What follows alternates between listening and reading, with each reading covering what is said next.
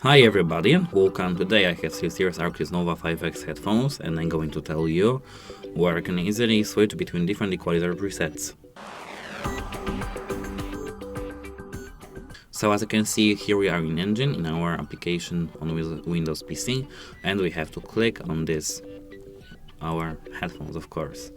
Here we have equalizer presets, as you can see. Here if we click on this, current equalizer preset, we have a lot of equalizer presets, for example, as you can see, Team Fortress 2, Raft, Palworld, every game that is currently the most popular.